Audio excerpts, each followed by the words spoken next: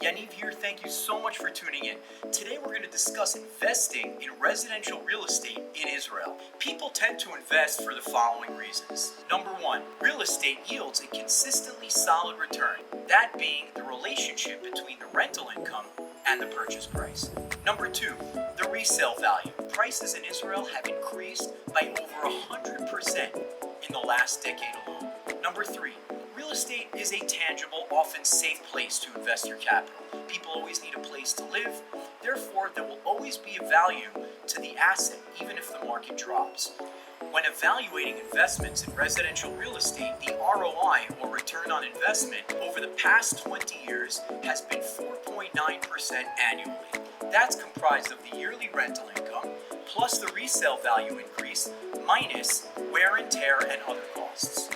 And finally, it's the emotional component. This is especially unique in Israel, and even more so in Jerusalem, where people feel that they have to have a property or own a property in Israel that they can pass on to future generations. Today, I'd like to focus on the return on investment, specifically as it applies to the residential market here in Israel. Searching for the right investment property is usually about finding an apartment that will yield a high monthly rental income in a location that will hopefully appreciate in value. A lot of factors such as gentrification, new zoning, and infrastructure can really determine whether or not a property will increase in value over time. But unless you're a prophet, this is all speculation. In Israel, the tenant usually pays not only utilities, but building co-op or management fees and even municipality taxes, or arnona, leaving the landlord with very few carrying costs to own the property. Now, aside from basic repairs and paint, the landlord must pay an income tax of up to 10% on any property that is collecting more than 5,090 shekel in rent. All of this translates to approximately 3% ROI nationally. Some landlords have found other creative ways of increasing that ROI.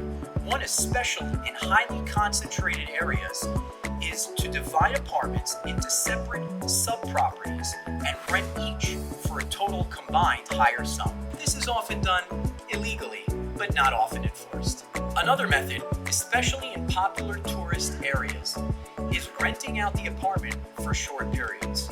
Even owners abroad will do this using their apartment manager or short-term rental specialist to list the property on Airbnb or other popular vacation sites. Depending on the location and size, landlords can collect even tens of thousands of dollars for a single holiday week. Many properties we've sold have netted a 5% return when occupied over 70% of the year. This also allows for owners living abroad to use the property anytime they're in Israel and offset those costs while renting it out short term. Just because the property is on the shore of Tel Aviv or in the heart of Jerusalem and fully furnished doesn't mean it's suitable for Airbnb. You need to find the right property that really works as a short-term rental. Keep in mind that the utilities, management fees, and arnona are all paid for by you, the investor, including maintaining and cleaning the properties in between visits. More often than not, owners will hire a management company to facilitate this, taking up to 20% for their troubles. In other words, while the potential for profit is greater, the overhead is significantly more on a short-term rental versus a long-term one.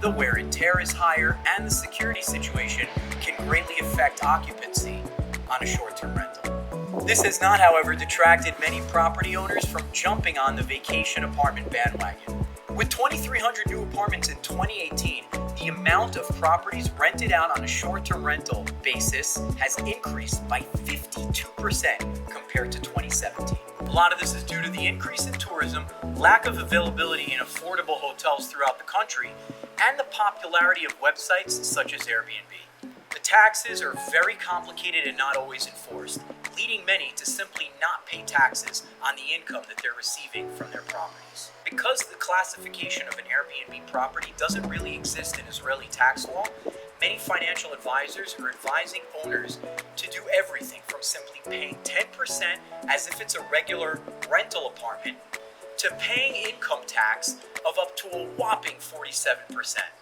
And classifying this property as a hotel.